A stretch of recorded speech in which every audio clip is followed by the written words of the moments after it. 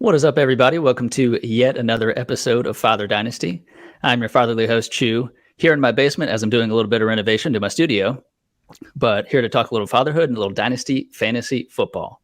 And I've got a very special guest with me today. He is a staff writer and content creator for QB List, a Nerf gun connoisseur, and he's ready to talk fantasy football at ludicrous speed. You can follow him on Twitter at TheDUnit13. Dustin Ludke, how are you doing, buddy? Hey, thanks for having me on. I'm doing great. Bills fan, so happy with week one. Looking forward to week two. Right on. Yeah, I think Josh Allen served you well, and I think that defense, I knew that they were good, but I mean, when you add Von Miller to a defense that's already good, unbelievable. It's incredible, and I said to someone that we won that game with still having 4 turnovers and not having Tre'Davious White on the defense. So, we were missing probably our best defensive player, and we had a ton of turnovers. So there's room for improvement on both those phases, and we looked really good. I mean, we didn't blitz at all, and we had 7 sacks, so I'll take that any day of the week. I was impressed with Von Miller, more so than I thought I'd be. I'm hoping he can keep that intensity up and stays healthy for the whole season. It's really my big concern at this point.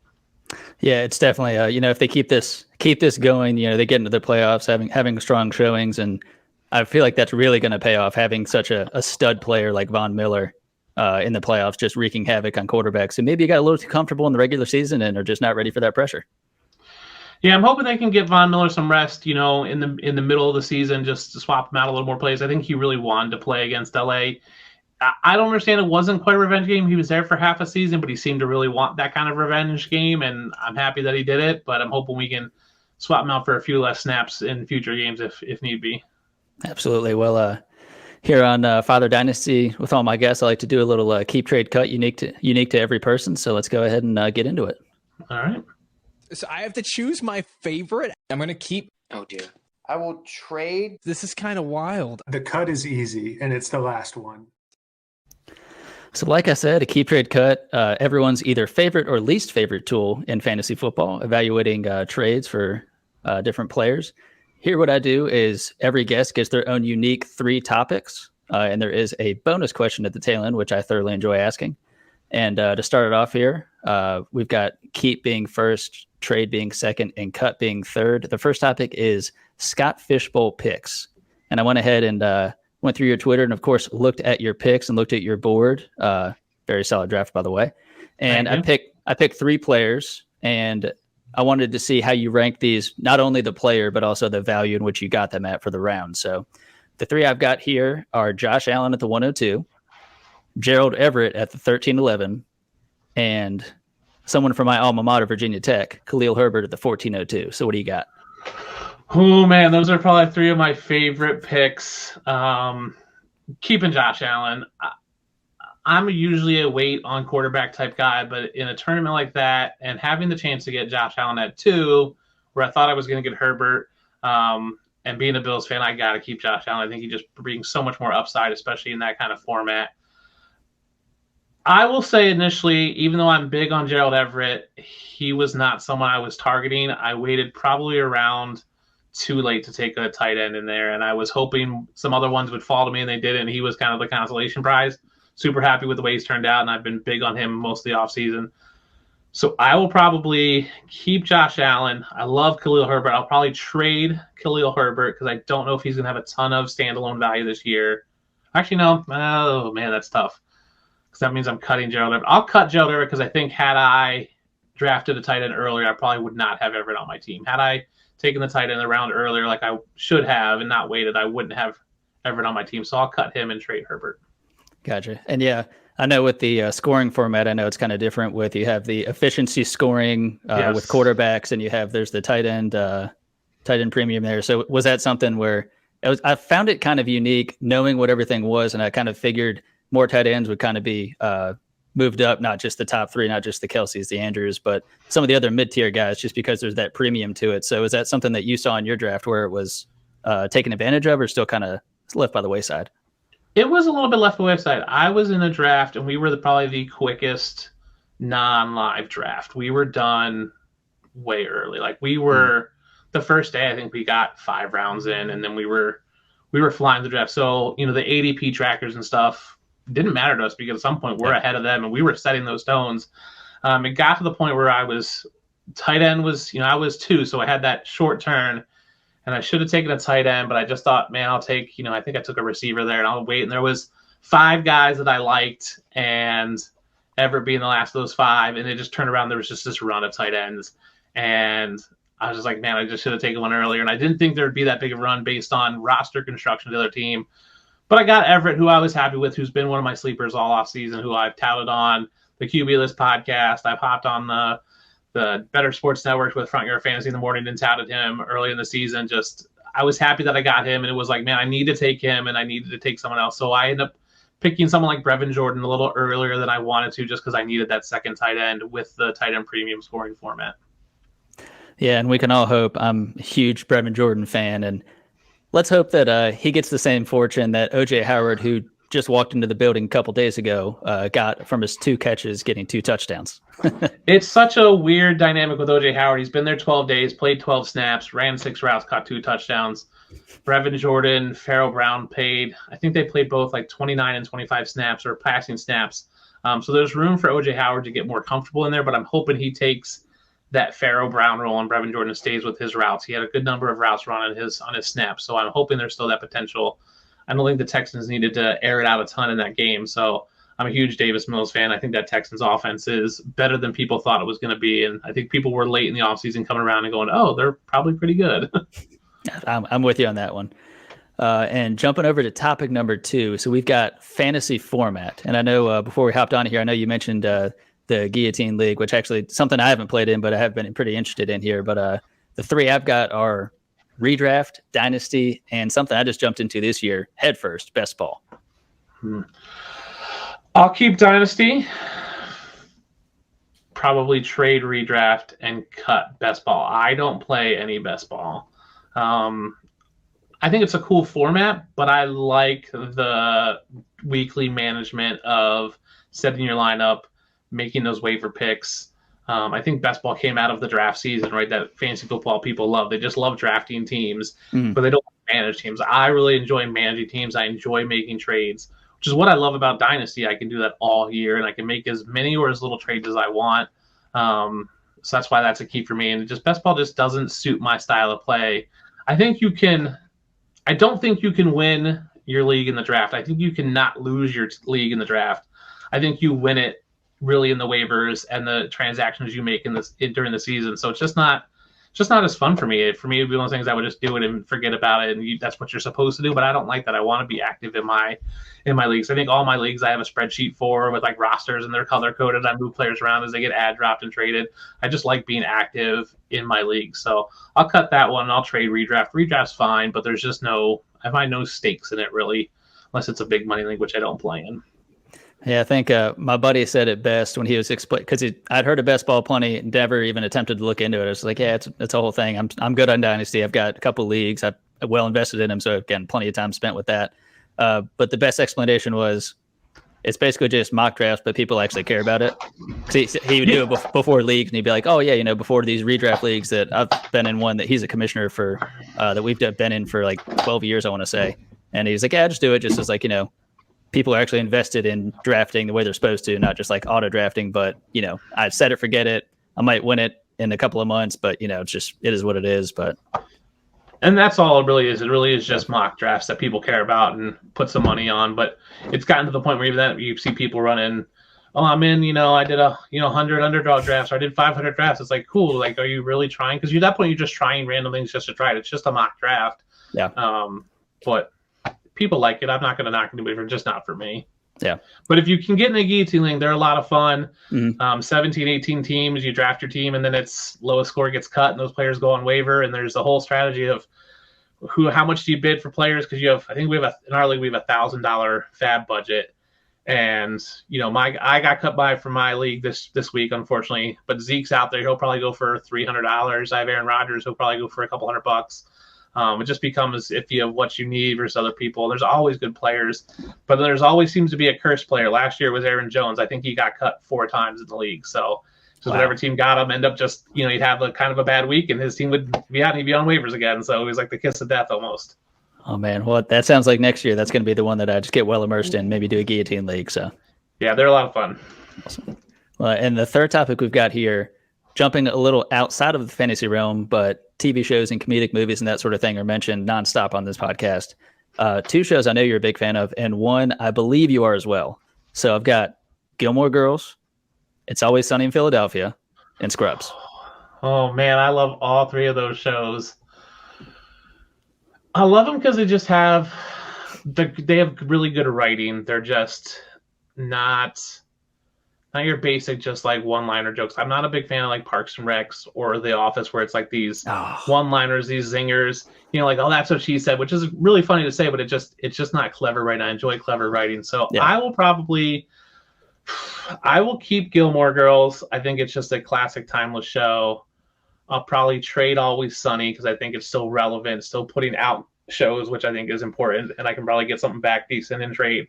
And then I'll cut Scrubs. I think Scrubs is a great show. I don't think it aged great. I don't think it aged horribly like some shows, but I think over time it has not aged very well. But I still think it's a classic TV show with probably one of the top two classic, buddy duos in TV history.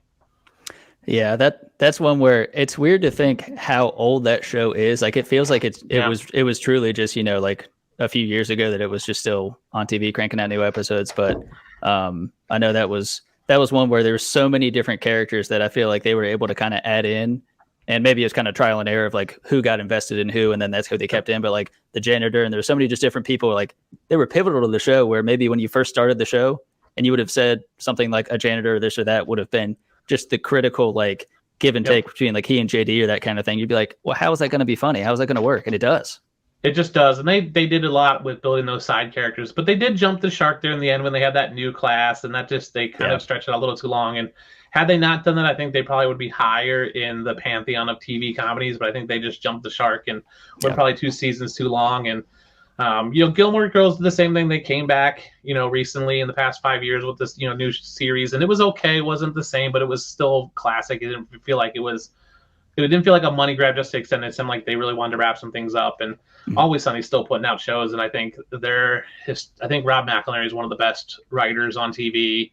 Him and Charlie Day, I think, are just classic, and I love anything Rob McElhenney's in. I think he's in the show Welcome to Wrexham, which is him and Ryan Reynolds about the soccer team. I love that.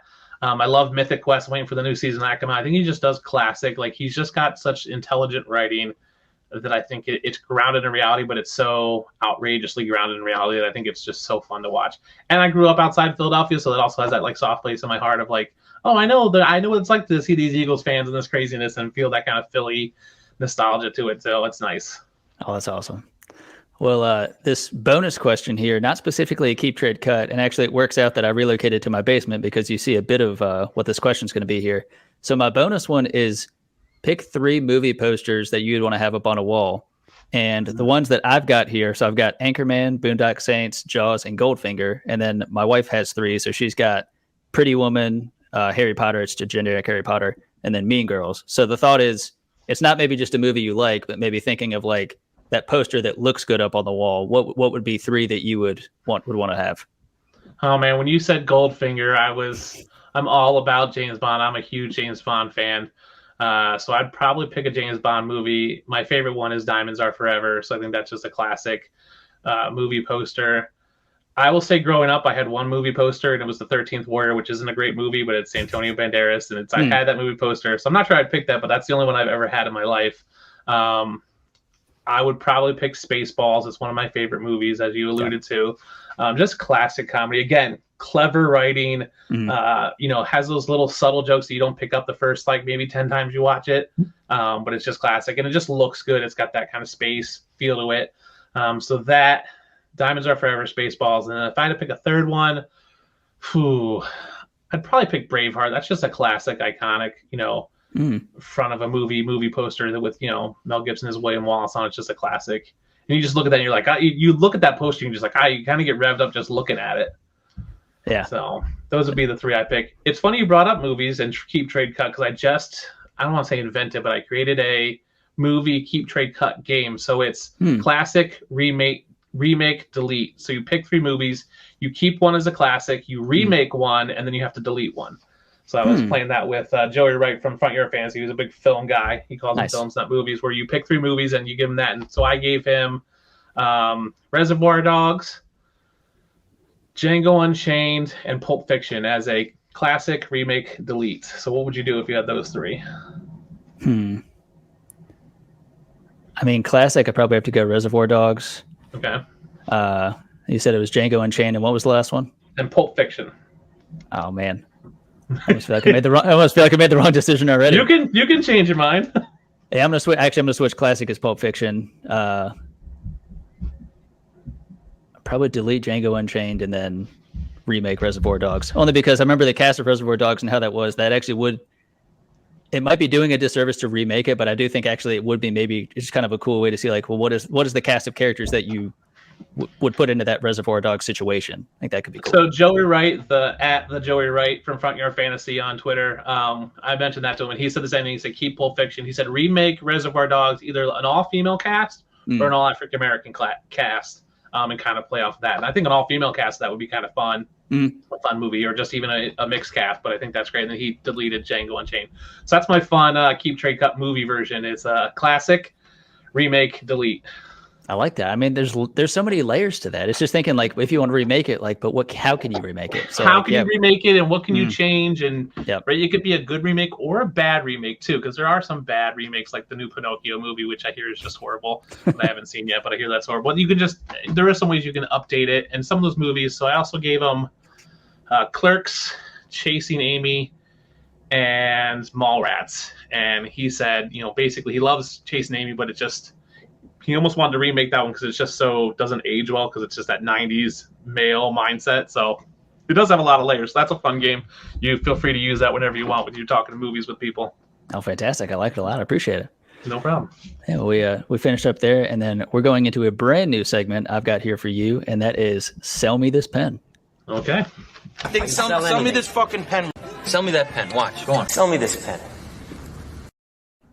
So as you hear, Jordan Belfort is emphatically getting some of his colleagues to sell him that pen. That was, of course, from Wolf of Wall Street. And this is something that made me think of fantasy football Twitter. It's just nonstop people trying to sell you this player for better or for worse, no matter if it's week 1 and you say, just wait till week 2, or it's week 1 and you say, this is exactly who this player is. Don't let him play any more football. That's who they are. And I sifted through your Twitter trying to get an idea of, maybe who you were a fan of, who maybe you were a little lower on. I'll skip past our shared love of Khalil Herbert and Michael Pittman, of course. And 2 guys I want you to sell me on, and you can, of course, pick which one you'd want to do first here, Kenny Golladay and Mac Jones. And I'll go with my 2 after you with Breece Hall and Terry McLaurin. So who would you want to start with? All right, I will sell you Mac Jones.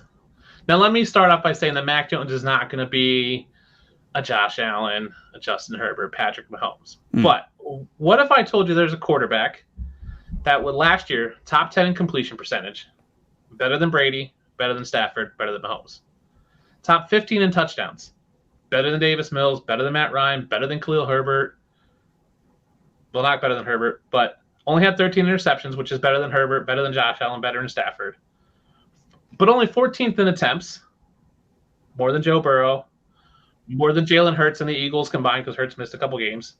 13th in yards, ton of yards per game. 16th in QBR, better than Tua, better than Hurts, better than Trey Lance. 15th in quarterback rating, better than Josh Allen, better than Tua, better than Hurts. That's Mac Jones. Like, he is a consistently solid guy, and those numbers are with a game in Buffalo where he threw, 3 passes? Right, like if he has a full game of passes there last year, those numbers probably go up. I mean, he had 22 touchdowns, 13 interceptions. Again, not going to light you on fire, but he's not going to lose you games. I've been saying that he is the new wave of the Kirk Cousins, Derek Carr mold of quarterback. And this is an issue I have with fantasy, especially fantasy Twitter, is everyone wants the new hotness and they want upside. They want these guys that are going to blow up these massive games. Maybe not boom bust. They want the Trey Lances because he's got this rushing ability, and they mistakenly somehow think that Justin Fields has a rushing upside and he's going to be this young guy. And they want Jalen Hurts because he's going to run the ball, and they want they want to take Desmond Ridder because he could take over and he's going to be great. And they want Tua because he's going to air it out with Tyreek and Jalen Waddle. Mac Jones is better than those guys on paper for the most part in some of these stats. Now, some other stats to look at.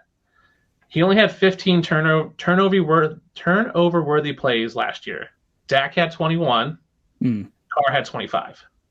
So Mac Jones only had 2.5% of his throws were turnover-worthy plays according to Pro Football Focus. Dak's at 3%. Carr's at 3.4%. Better than Allen, better than Mahomes. So he's not costing you games by throwing turnovers. Time to throw, 2.6 seconds to throw. That's better than Stafford, better than Goff, better than Dak. He's getting the ball out of his hands. He's just not costing you games. He's probably a better NFL quarterback than he is fantasy quarterback. But that was his first year. Like, let's not forget that Mac Jones, although he played like a veteran, that was his rookie year. He had nothing but upside for him. So he just has room to grow. They added in Devontae Parker this year, who doesn't look great. But they still have Jacoby Myers, who's also growing as well. They have a solid running game with Damian Harris and Ramondre Stevens. They have Nelson Aguilar. They just have pieces around him that I think is really good. Now, he was going off the boards in drafts as your QB 22, right? But we've seen that all these stats, he's right in the middle, right around QB 15. In NFL leagues, he was 194th ADP, which was below Jameis Winston, Daniel Jones, and Trevor Lawrence. But he just put it better. But people want Jameis Winston because they want that 30-30 season he had where he's going to just air the ball out. He doesn't care. Cool. If Jameis Winston airs it out and gets you 3 interceptions, he's going to lose you a week in fantasy football. Mac Jones just isn't going to do that. Yes, he's not going to light the world on fire. He's not this big flashy play, but he's going to be consistent, solid floor. There's just that gap between floor and ceiling is small, but that floor is high and the ceiling's lower. But we're not getting those big variants of swings. I think Mac Jones is just a perfect quarterback for fantasy, especially when you're going late quarterback, that he's just going to be a solid piece you're going to put in every week. And on top of that, when you look at the bye weeks for other quarterbacks, especially your top tier ones, the guy you want is Mac Jones, right? So like when you're looking at Josh Allen's bye week, who's got the best matchup? Mac Jones. Herbert's like Mac Jones. I went through and I have an article that I'm working on for all the bye weeks for quarterbacks. It's Mac Jones. I'm like, why are we just not drafting Mac Jones? That's where I got it from. I was doing a look at all the top quarterbacks and going, who's a good bye week fill-in? It was like Mac Jones every week. I'm like, Mac Jones should just be there. So that's why I'm selling you on Mac Jones. What are your thoughts?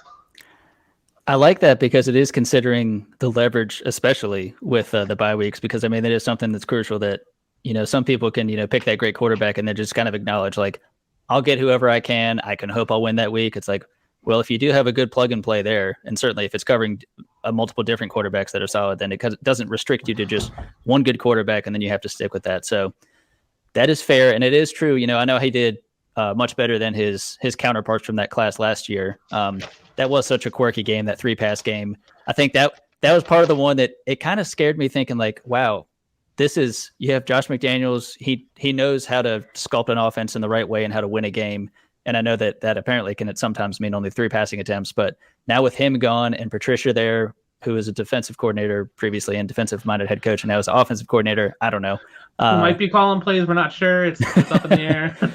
It's a funky situation in New England, but I guess it's kind of at the end of the day, you believe in Belichick, you believe in the fact of he will outsmart the other team, whatever that means, and certainly that at least should set up Mac Jones for maybe some fewer turnovers, which is what he proved last year. He was a very efficient guy, and you hope the volume is enough. Like you did mention, Kirk Cousins, a guy like that. I didn't realize, looking back at Derek Carr's stats, I've always just kind of envisioned him. You just kind of think of him as this higher volume passing guy. You think of him as like maybe a 30 plus touchdown guy. I didn't realize how few passing touchdowns he has and how many mistakes he does make in terms of interceptions. That blew my mind, and I was like, well, I mean, Kirk Cousins really is the guy then, because I mean, I know Carr can be the sexier looking pick, especially with Devontae Adams, Darren Waller, yes. but I don't know. Maybe it is more Kirk, and maybe soon to be Mac Jones. But I do of course have an affinity for Davis Mills, so it might be silly for me to say I like Davis Mills and not Mac Jones, but I love Davis Mills too. I had said pre-draft last year that I thought Trey Lance was the best quarterback and Mac Jones was too. Post-draft, I said Mac Jones is clearly the best quarterback. He had the best system. I mean, what Belichick was able to do with Brady, who obviously is great, but to bring Brady along the way he did when no one wanted Brady, right? It's just, it was the right system. And it was just this system of, hey, he's just going to be consistent.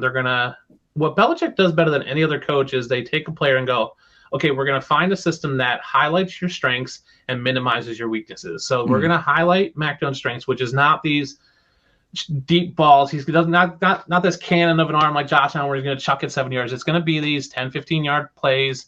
That's where he's going to be. But they're going to build that system around. They're going to complement him with running backs and wide receivers and tight ends that do that. And what we saw last year was Hunter Henry and Jonnu Smith were viable fantasy tight ends, right? And that's the system they want to use. And they're just going to build that.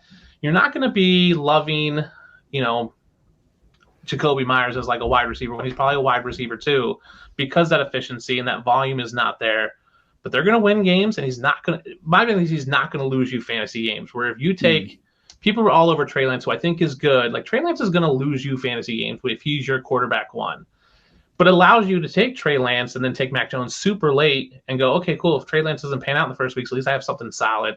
And we've seen this trend of late round quarterback play, and everyone's like, oh, you can pick Derek Carr, you can get, Ryan. Even Matt Stafford back in the day when his Lions days, it was like, cool, Stafford's going to throw for 4,500 yards and be okay, but you're never excited. And Mac Jones is that new player. You're just not excited about Mac Jones, but if you have him, you're happy and you don't get disappointed. I've had Patrick Mahomes, and he frustrates the heck out of me because he'll have games like week 1 where he throws 5 touchdowns, then he'll have a game where he throws no touchdowns and 2 interceptions. You're like, this was horrible. But it's that variance that just drives people nuts. If I can just get someone that's consistent, especially at a one position like quarterback, and I can get him late, I'm all about it for fantasy. That's fair. And yeah, I mean, there's plenty of variability and plenty of those boom bust receivers, the Mike Williams, the Gabe Davises, the Tyreek Hills. And yeah, if you can get stability somewhere, I mean, it's tough to ever get like, oh, I know he's going to be the top 5 at his position every week. It's rare that anyone's top position every week. That's a tough thing to do, but I see what you mean there with just, the floor and the ceiling don't need to be too far. That's what people want. People want someone that can be the top of their position every week. No, you're just going to be someone who's top 12 every week, who's going to be a starter in fantasy every week. Yeah. It's better than most people. I'm not worried about that variance. I'm not worried about the weeks where he's 1 and then he's 20. I'll just take someone who's 12 to 15 every week. That's fine for me. Allows me to take that risk elsewhere, especially when you're right, that boom bust receiver. There's 10 of those players that you can filter, and you can't have boom bust across your lineup. You have to have some stability. Absolutely. All right, you ready for me to sell you on Kenny Golladay? What do we got? All right. Let's just start with measurables. 6'4", 213 pounds. He's the second tallest receiver on the team behind tight end Daniel Bellinger. Everyone else is like under 6 foot for the most part. Now, he's had his injury history. 2019, it was a hamstring issue, a hip issue. He only played 5 games. 2020, or that was 2020. 2019 or 2021, he had hamstring, hip, chest rib issues. He's had injury history. So again, I'm not saying Kenny Golladay is going to be a wide receiver 1, probably not even a wide receiver 2, but probably a high-end wide receiver 3, probably could sneak in a wide receiver 2. He's got a 14.2 average depth of target last year. He was the number 1 receiver on his team. Behind him was Evan Ingram, who's now gone. Wan'Dale Robinson and Kadarius Toney are basically the same player, right? They're like 5'9", $175, right? They're fighting for basically the same role. Kenny Golladay has done it. In 2019, 1,190 yards, 65 receptions, 11 touchdowns with the Lions. He's proven that he can be a top-end wide receiver. Now, he doesn't grade out super great. He was a 68.3 by Pro Football Focus, which is better than Allen Robinson, better than Corey Davis, better than Nico Collins last year, who people are loving those people. People love Allen Robinson because he went to the Rams and thought he was going to be this amazing thing. I still think he's better. The Giants brought in Brian Dable from the Bills to upgrade that offense. They upgraded the offensive line. They brought in Glowinski, Feliciano, Douglas, and Gano to help that offensive line. Galladay's ADP was wide receiver 61, 148th overall. He was getting taken after Josh Palmer, Jarvis Landry, MVS, and Rondale Moore. All those guys that are the 3rd wide receiver on their team. In that case, give me the guy who's the number 1 target on his team, who's proven that he can do it. Has Josh Palmer ever proven he can be a wide receiver 2 in the league? Nope. Landry? Yeah, back in the day, maybe. MVS? Nope. Rondale Moore? Definitely not. Just give me the guy that's done it before. Yes, it has been a couple years, but there's reasons why he hasn't done it because of the injuries. It's a little bit of risk. The Giants look like a slightly better team if Barkley stays healthy. I think if Barkley gets hurt, it just helps Golladay because they're going to throw it more. And he got paid a ton of money to go to the Giants. People are talking about Christian Kirk and how great he's going to be. And yes, he got that overinflated contract from the Jaguars. Christian Kirk has never done it. Like, literally 2 years ago when he got signed with the Giants, that was the big, like, oh my gosh, Kenny Golladay got this huge bag. He's got to be good. And they just got plagued by injuries. So if it wasn't for the injuries, I think you're looking at a guy who's coming off his third year of having eight, nine touchdowns a year for 3-4 years in a row. He's 11. If he had 11 in 2019, I think if he plays all 2020, he probably has 6, 7, 8. Let's say 8 touchdowns. 2021, he probably has 8. We're looking at him in the mid rounds. We're looking at him in those ranges of, the Mike Williams upsides. We're looking at him in those Amon-Ra St. Brown, Darnell Mooney range. But because he has done it because of injuries, he's fallen so far. He's fallen behind Josh Palmer, who is just hype. Like, Josh Palmer has not proven it on the field. He's the third wide receiver, but he's on this powerful offense. And again, everybody wants that flash in fantasy football. They want these high upside, high variance players on these good offenses. No, just give me the guy that's going to be consistent. I think Golladay can be consistent in that offense when they get going. I think Daniel Jones is not the greatest quarterback, but he's okay, and he's good enough to get a guy 70-some targets. If he had 76 targets again this year, I'd be super happy. And I think he's probably in line for close to 90, maybe 100 targets with Evan Ingram being gone. Because I don't think any of those other guys are going to step up. Yeah, it's a weird spot for that offense to be in. You bring in a guy like Dable, and then you have, thankfully, Saquon coming back. I mean, looking like Saquon of old. Yeah. But very bizarre with, Evan Ingram leaving town. The starting tight end is now a rookie, which I know is a tough thing to deal with, even if, unless your name is Kyle Pitts, unless your name is Pat Freiermuth, if you're a rookie tight end, it's going to be tough sledding. But yeah, looking at how they kind of doubled down Wan'Dale Robinson, Kadarius Toney, I don't know that they trust him with the playbook. Or maybe they do, maybe they don't. He's an electric player. Watching him in college out of Florida, unbelievable when he gets the ball in his hands. But Kenny Golladay, I don't know what happened. The tale of two people in terms of watching Golladay finishing up in Detroit and then going to New York. Getting an incredible deal. Stafford kind of edging his way out. Of course, he went to a fantastic situation in LA. I'm not trying to discount that maybe they're the same situation there, but yeah, he got an incredible deal. I remember when Golladay was it was being decided of where he's going to sign. I remember it was kind of just a stall in terms of it wasn't like an immediate he was signing, and he ended up getting signed. Very good deal again by the Giants. I don't ever know if that was maybe some lingering injuries and they weren't certain of his health at the time. Obviously, he still passed the physical and was fine enough to play, of course. But it's something where Daniel Jones, he is okay. They very well may move on from him after this year. I would assume that they would, but with Dable in town now, I think this is his best shot, unless they also get a QB upgrade next year, to be maybe not the version of what he was in Detroit, but at least something close, since there's not a wealth of competition. And I mean, if you have that stability of Saquon, or of course, if he, God forbid, he gets injured again, there's only so many people that Jones can get the ball to. And it was encouraging the first week to see. I mean, Jones, I think he only threw 21 times, I want to say, but he had 18 completions. I've never seen him do that before. No, I mean, Daniel Jones, low volume in that offense, but if Daniel Jones is, everyone agrees, is a bottom third of the NFL quarterbacks. So cool. What's he need? He needs someone who can be a safety blanket. I'll take a 6'4" receiver who's got like a 6'5" wingspan to get the ball. Like, you're in trouble and you're running for your life, your offensive line's falling apart and you're scrambling, like, throw it up. Kenny Galladay's probably going to get it. He's going to have a height advantage of at least 3-4 inches over every DB that's on him. He's just going to be there. And at wide receiver 61, at pick 148 in your drafts, you're getting huge value for a guy who's getting 76 targets last year. Like, none of the other guys in that range are getting close to that targets. I just think it's this fear and this want for the new hotness, these big flashy plays. We don't want that consistency. So, if you give me, let's say I draft a Mike Evans and I get that big upside and I get this, I get a Darnell Mooney in the mid rounds and, I could take some upside there, and I just need a consistent wide receiver 3 every week that's got wide receiver 2 upside. I think Kenny Galladay's perfect for that. Again, it's about consistency on some positions, so you can swing for the fences on your flex. You can swing for the flexes, the fences in your wide receiver, wide receiver 2 and your running back 2, but you can't do that with every position. You have to have stability, and I think Kenny Golladay gives that. And anytime you can get the number 1 receiving option on a team that late behind teams by players that are on the third on their team, I think you're winning in those cases.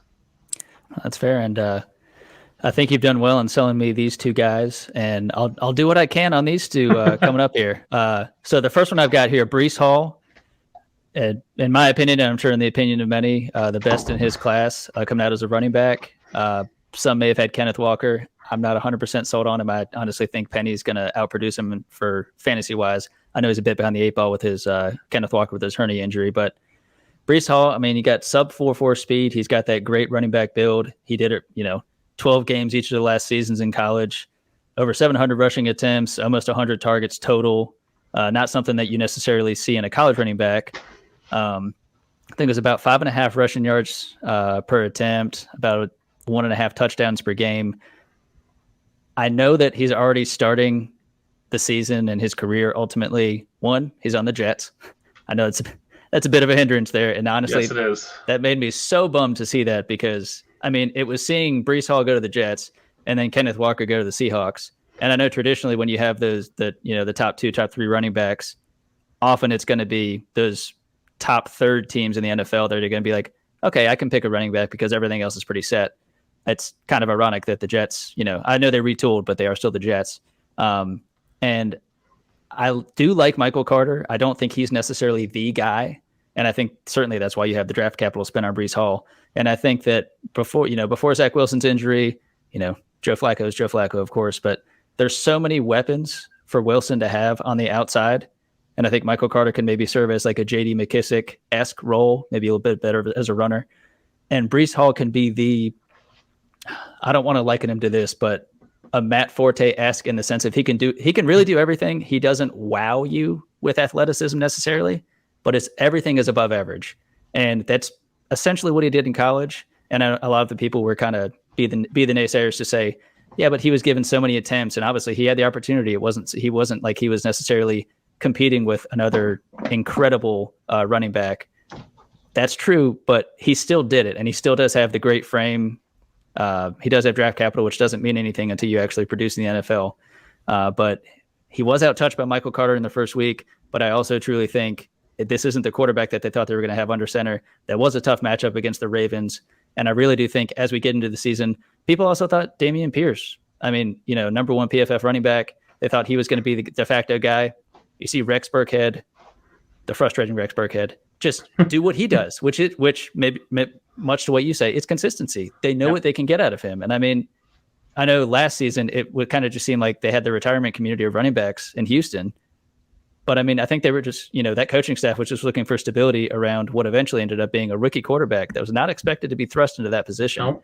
Nope. And performed admirably well. I think he had 3 or 4 touchdowns against the Patriots last year in Davis Mills. So I get the hesitancy with Breece Hall in terms of the team he's on and the offense that he's in, despite it being a bit retooled. But I do think that he's someone who, in this class overall, not being as exciting as maybe past classes have been, and maybe a Bijan Robinson type class next year, I think he can be an above average running back and, do that for many years as the Jets do continue to improve and do likely lean a bit more towards a balanced offense and not necessarily just trust Zach Wilson to sling it everywhere, because you want to minimize his risk, but allow him to win you games in the right moments, not just be throwing it 50 plus times. So what do you think? Yeah, I mean, I have no problem with Breece Hall and his production. For me, it was the draft hype and where he was. So I agree. The Jets are the Jets. They're horrible. Now, I'm a Bills fan, so I have a slight bias, but the Jets are the Jets. They're bad. They're always going to be bad. I don't think Zach Wilson is the guy. And I wrote this we had a bust article and I put out, and they were all saying like he was going in the 3rd or 4th round and he was being drafted as the clear starter. And then when the depth chart came out and said, Michael Carter's the starter, everybody goes, well, yeah, the rookie's got to earn his position. But I'm going, well, Michael Carter hasn't earned that position. He's a second-year guy. It's not like Michael Carter is this veteran who deserves the starting role on the depth chart for his service. Like, he's a second-year guy. He hasn't earned that either. So clearly that showed me something.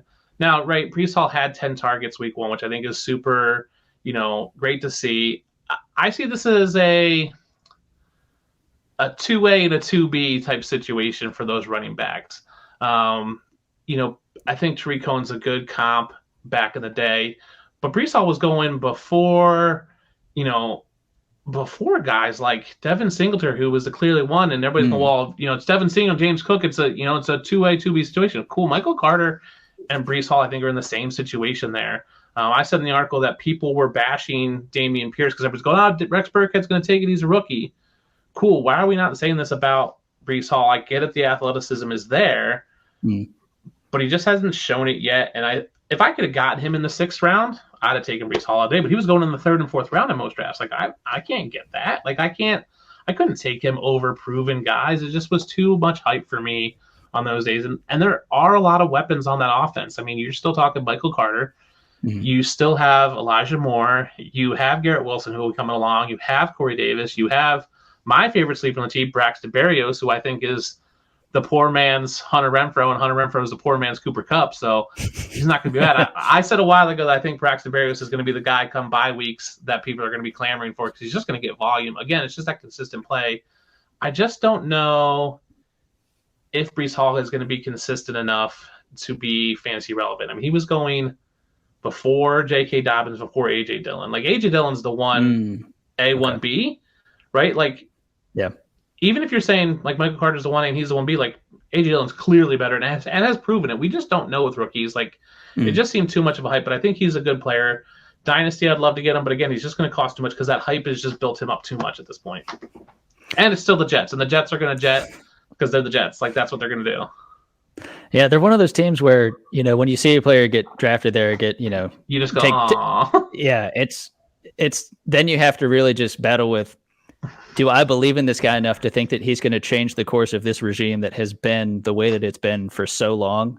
Because, I mean, again, with this over the last 2 off seasons, but more specifically this past off season, the number of positional weapons that they added, I already thought it was nice that they got Corey Davis. And then if you look at it, you're like, is Corey Davis the best receiver even on this team at this point? It's like, I don't know. If you have that problem and you don't know, then that's fantastic. But it somehow seems to be that the Jets just continue to jet. And I think Robert Saleh coming from the 49ers, where that Shanahan system of we're going to have a slew of running backs on a roster. One of them is going to be the guy, but Shanahan doesn't care about draft capital. And I'm getting to the point where I'm sick of the term draft capital because Shanahan don't care. Like, whoever's the best player, I'm going to play you. Yep. Right? Because, hey, it's Trey Sermon, and also Elijah Mitchell's the running back. And then that's everybody's going, well, Tyrion Davis-Price is a 3rd-round running back. Cool, Shanahan don't care. And I don't think Robert Saleh cares. I think he goes, I'm just going to put the best player out there. And if Breece Hall falters or struggles with his work ethic, he could miss some time. Like, he could just get benched because he's just not doing things the Robert Saleh way, and that's just how Robert Saleh is. Mm-hmm.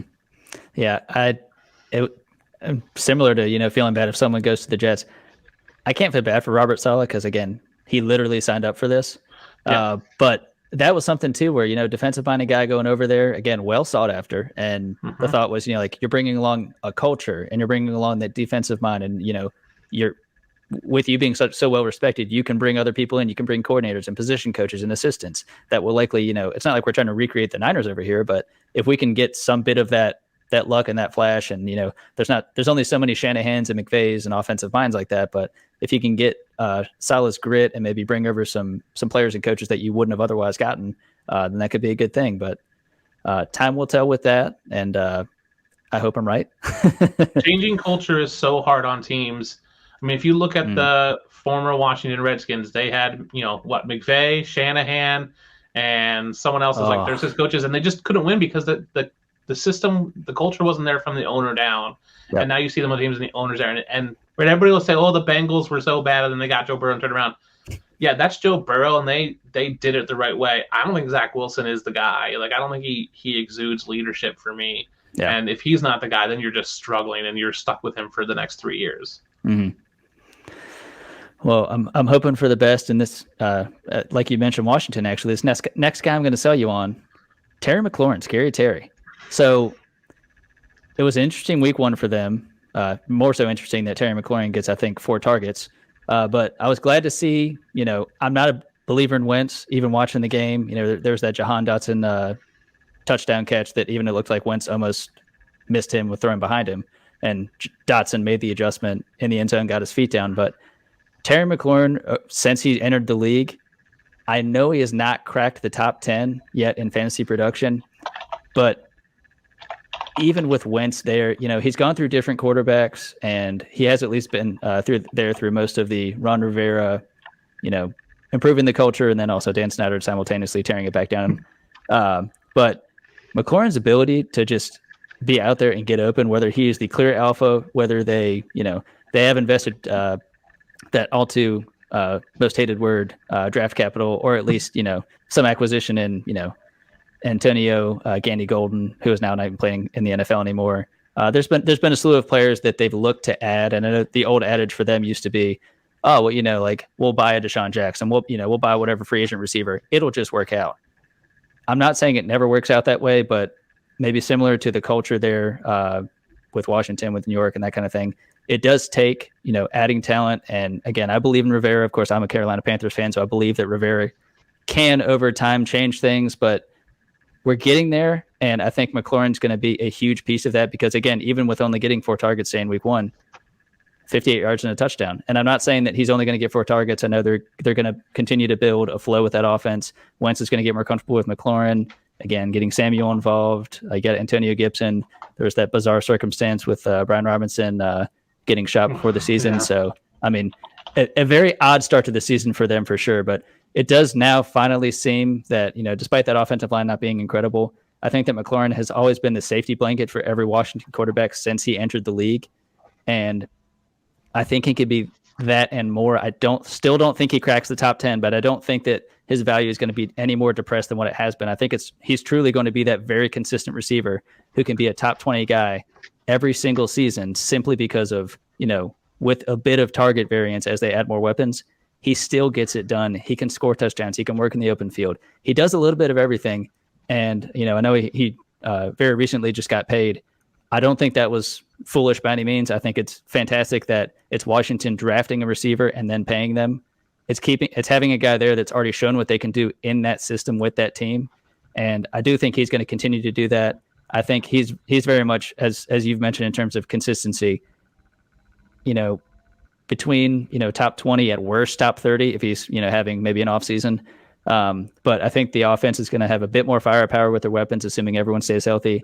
And again, Wentz is sometimes a tough quarterback to watch. And I'm a huge Sam Howell fan. So I do actually hope that it's eventually Carson Wentz is just the ultimate bridge quarterback for Sam Howell. But I think that Terry McLaurin is a mainstay, certainly with that contract that he just got. And I really, really, really believe that as these other wide receivers, the new shiny toys come in and, people do look at their upside, they forget about McLaurin and how stable he can be in a seemingly, underwhelming, but still reasonably productive Washington offense. Yeah. I have to be careful with what I say about Carson Wentz. I like Carson Wentz. I have some personal connections through my best friends with him, so I don't want to bash him too much. I worry about his mental state, and it seemed like week 1 he's gotten over the fact that Frank Reich, who was one of his really good friends, and he felt like he had his bond with, basically traded him and got rid of him and didn't stick with him. Yeah. I think Wentz is a good quarterback. I think gets a lot of bad rap for his play in some of those big moments where he makes some kind of foolish decisions.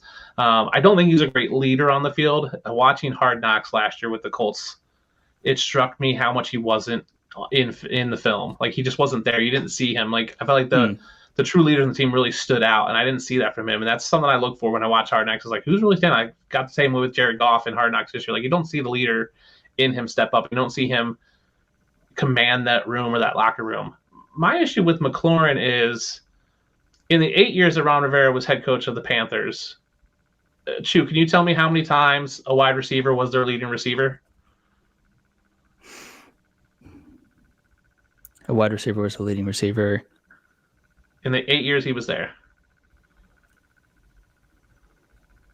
Once. Better than that, 4 times. So half the time. Now, thank goodness. 2 of those were Steve Smith. Got his jersey. Love that man. Oh, yeah. Right, and then you had Kelvin Benjamin 1 year and Devin Funches 1 year. Yeah, it's like, don't talk to me about Kelvin Benjamin or Devin Funches. Like, those are the things you want to bring up. It was a lot of Greg Olsen. I see McCaffrey in there, but it was mostly Greg Olsen. I just don't see that Ron Rivera offense really being a system that produces top-end receivers. I agree with you that I think McLaurin's going to be solid. He'll be that consistent guy. I do think they have drafted so many guys, right? You talk about Anton Gandy-Golden, who thought was going to be decent coming out of college. De'Ami Brown last year, who's I don't even know if he's on the roster anymore. They bring in Jahan Dotson. They finally get Curtis Samuel back. Hopefully he stays healthy. I just think it's going to be very much like trying to think of a good comp, but just they spread the ball out too much. Kind of like we talked about with the Jets, where there's just so many weapons there that it devalues, right? If we look at the breakdown of targets from last week, it just wasn't, no one really stood out. It was a lot like the Chargers are, where it's just like last week, the Chargers, everyone had 4 targets for the most part. I think that's what we're going to see in Washington with the Commanders. It's just going to be this solid offense. I do think Terry McLaurin will lead the team in targets at the end of the year. I just don't know how many he's going to get. I mean, he had 130 last year, 134. That's great. He got 77 last year, 87 the year before. Not great numbers on those, like not great return on targets. 1,000 yards, but 4 touchdowns, 5 touchdowns in the past 2 years. He reminds me a lot of DJ Moore, where it's like, yeah, he gets the yards, but doesn't get the touchdowns. We're just waiting for that breakout. 4 years in, I don't know how much longer I can wait for the breakout. I'm just, at some point I go, okay, cool. This is what he is. He's never going to break out. I think he's going to have, I'm going to say 80 catches on 120 targets and probably over 1,000 yards and maybe 7 touchdowns. Like good numbers, not great numbers, not fancy numbers. But again, it depends on your roster build. I think if you can get them, but where he was going in drafts, he was going around those. He was going later than the other consistent guys like DJ Moore, like a Michael Pittman. He was going around those guys that are those boom busts, like the Amon-Ra St. Browns, the Darnell Movies. So it was like, man, if I was in drafts and I was like, man, I got a Mike Evans who's consistent, or I got Michael Pittman the round before, do I want to take another consistent guy? No, that's where I want to get a boom bust guy. So just where he fell in the draft, put him in an odd spot. So if he fell a couple rounds, sure, I'm great, Radham. He's not exciting for me. I think he's great, and I would be trying to get him in trades if he has like a down week or two, because I think he is going to be consistent. So I'm not totally out on Terry McLaurin. I worry about it. And then I worry about Wentz's state of mind and what he can be and what he can produce in that offense, and if he's capable of producing a wide receiver. Now, he did it with Michael Pittman. I think Pittman's better than Terry McLaurin, right? And comp-wise, I just think that McLaurin lacks some of those skills that Pittman has. And with those other receivers, now, when he did it with Pittman in Indy, there wasn't anybody else around him. He has talent around. We saw it this week. Jahan Dotson got 2 touchdowns. Curtis Samuel got a touchdown. I think Gibbs, they're just passing the ball a lot. And they have McKissick. They're going to get Brian Robinson back, hopefully week 5 or week 6. We'll see what he can be, but that's just another weapon there. They have, Curtis Samuel can do those end arounds. They're just going to be creative. And I just don't know if that system in Ron Rivera, what he produces, is enough to produce that top wide receiver. I think top 20 is a good. I think he's going to be in that 15 to 20 range, which is, if we talked about Golladay earlier, like I think Galladay's in that 20 to 25 range, but I can get him like 6, 7, 8, 9 rounds later. Like, okay. I mean, you're going to get less volume, but I think Terry McLaurin's good. I think he's hindered by his system. I'm happy he got paid there. I agree. I'm a Sam Howell fan, so I'm hoping maybe next year Sam Howell takes over. Maybe they get 2 years with Wentz. But Wentz is playing this year for his NFL career. If Wentz doesn't get a contract, he's done. He's going to retire. Like I have that on pretty good authority that he'll probably just retire if he doesn't get another contract.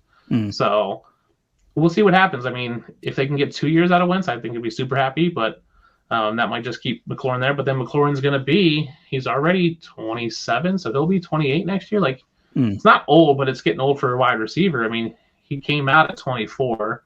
So he was a late bloomer. So it's just the age is going to catch up. There's a lot of factors I think just hinder him on the long run. So I think he'll be fine for people, but I think where he was drafted, it just was an odd spot because he was going after the consistent wide receivers and going around to the boom bust guys. And if his ADP was maybe 2 rounds later, I think he would have been a lot more hype around him where he was going.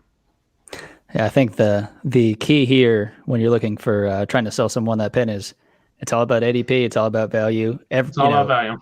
It's tough to create a draft list, a draft plan, and say, I'm sincerely not going to draft these 5 people. It's, the draft comes to you. You can have an idea of wanting to do a certain strategy, and it doesn't necessarily shake out the way you wanted it to or the way it needs to be. But as you kind of see the Tetris pieces fall into place, you kind of accept how the draft is happening and fill the roster the best you possibly can. I think if you kind of begin to force picks, then you kind of just create a domino effect of, you force a receiver that's maybe a bit too soon for you. You end up needing to fill other positions that you did not otherwise, need to do, and it's not the best value. So I think that's value, certainly the name of the game in fantasy football. I agree. And if we're looking at value now in season, who would you rather have, Terry McLaurin or Mike Williams? Oh, honestly, given the current, injury with Allen, I probably would go Mike Williams, although he is very boo-bust. I've had him in Dynasty, and he's been wildly frustrating, but I think he hopefully is turning a corner. Okay, are you taking Rashad Bateman or McLaurin? McLaurin. You think McLaurin over Bateman? I think, they finished both with like 14 points in most leagues, and they're right next to each other. Both had 2 receptions, 58 yards for McLaurin, 59 for Bateman, 1 touchdown each. Yeah. And that becomes that thing. Are you taking Hollywood Brown over McLaurin? Probably go Hollywood. That's close, but I go Hollywood. Yeah. Yep. I would take Deebo Samuel's obviously over him. Like, he scored less points this week. Would you take Drake London over McLaurin? Drake London, my favorite receiver coming out.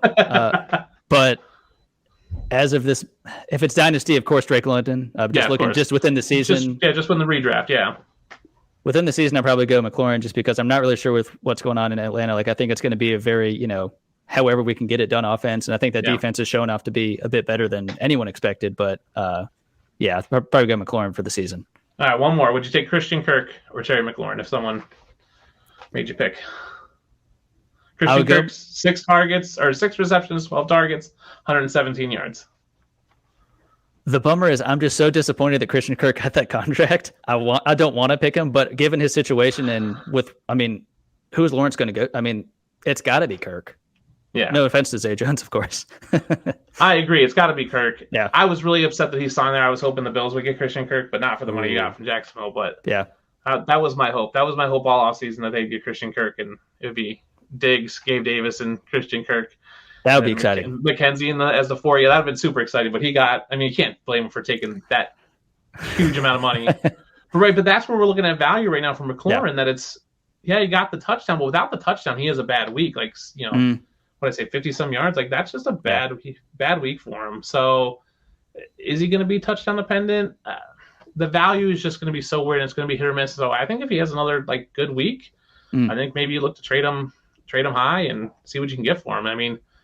There's been some crazy trades this year, especially I've seen just with the way people are hyping players up and their reactions to week 1. So I think you could trade him high and get a higher upside guy. Would you trade him for Brandon Cooks? Yeah, I love Brandon Cooks. I love Brandon Cooks. I love Davis, but I think we're both Davis Mills fans, so I would too. But again, you've seen it from Brandon Cooks for longer than you have McLaurin, and I think we all go with Davis Mills and Carson Wentz are probably equal, but you don't have the variance with Davis Mills. So, but that's where we're at with value now, with going into week 1, week 2, and then week 5 we start getting bye weeks. So we're going to start seeing teams panicky, especially if they go the first weeks, they go 1 and 2. Teams are going to panic, and they're going to sell, and they're going to look at Terry McLaurin and go, well, he's got Wentz, and he hasn't played well. Yeah, he's had 1 touchdown, but they're going to say the same I said. If he doesn't have a touchdown week 1, he has a bad week. Oh, if he doesn't have a touchdown week 2, he had a bad week. Well, cool. He could have 3 touchdowns in the first weeks. People go, well, he's touchdown dependent. Okay, cool. Give me that consistency, and then I'll take them, and I'll trade you some high upside guy like Greg Dortch, who had 7 receptions for 63 yards. Like, sure, take this guy who you think is going to be this flash. Take Rondell Moore, who everybody thinks is going to blow up, and he's never going to do. Like, I'll gladly take that. So it's all about value at this point in the league. That's what I like about redraft and dynasty, is you can look at your league and you can gauge that value and that swing of the hype and that public perception and find value there. I will say there's one league where I so wish I could get a Rondale Moore or a Dolchich trade with Terry McLaurin. I don't know. Considering the number of trades I send out, I think half of the time it's just fully ignored because it's just me sending another trade.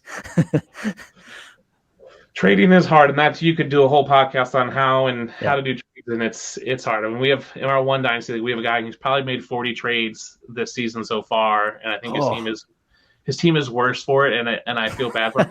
Now, granted, he has Justin Jefferson and Jamar Chase and Terry McLaurin, and he just added Julio Jones. Okay. But after that, he's got nobody, and he's got no picks for the future. And it's just like, so he just traded me Evan Ingram, fourth next year, a third and 24 so I got Evan Ingram and 2 picks for Nico Collins, and then he traded Nico Collins for Julio Jones. So I was like, all right, it's not a bad trade. It probably makes your team better. Yeah. But you just gave up picks and you have no future. Yeah. So he has Jamar Chase, Justin Jefferson, but at one point he had Tyreek Hill. At one point he had Devontae Adams. Like, it's just like a lot of these like lateral trades just on name. It's just like, man, you're just trading just to trade. It's, hey, if you're having fun, go for it, man. I think that's great.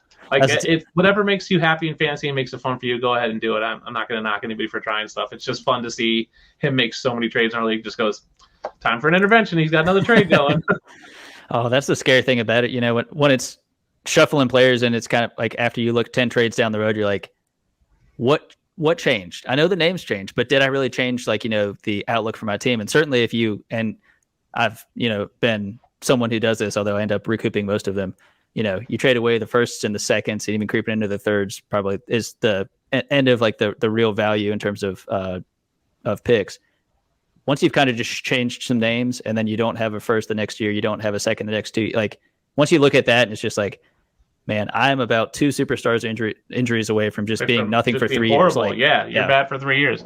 Yep, I completely agree. I love making trades, but at some point, if I'm not markedly getting better and I'm not, you have to balance that. That's what I like about Dynasty. You have to balance the now and the future. Yep. He started out by trading during our fantasy startup draft. He traded me. He took Deshaun Watson off my team, and I got Deebo Samuel and some picks back for it. I got Deebo Samuel's a pick in the draft, which I turned to Matt Ryan in a first next year for Watson. And then Watson got suspended. So he's been trying to recover from that since. So, and it's a super flex league. So he's been, just trying to scramble. And he just keeps making trades. And he likes it. So if you're having fun doing it, like that's what fantasy is about. Doing what you want that makes it fun. If you want to do best ball and that's what makes it fun, you just want to draft and that's what you love about it, and you don't want to do weekly lines, do best ball. If you want to be someone who like me, who likes to manage their teams, get in Dynasty, get in keeper leagues. If you want to trade all the time, get in a Dynasty league where you can just make trades and you have all those picks you can just trade away for. It's whatever makes fantasy fun. There's an outlet for you in there, so it's great. Glad to hear it. Well, Dustin, I sincerely appreciate coming on, and guest always gets the final word. It could be a shout out, it can be a quote, it could be a cheers, and I've added this one lately. It can be an insult if you want to throw an insult at maybe someone within your league, someone that maybe wronged you in fantasy this week. So what have you got? I'll say come check us out at QBlist.com. We do weekly sit-start articles that go on Thursday, weekly what we saw articles go out on Monday. You can hit me up on Twitter at TheDUnit13. And to my buddy Joel, call me back sometime. Stop ducking my calls, man. Thank you, Chew. I appreciate it, buddy.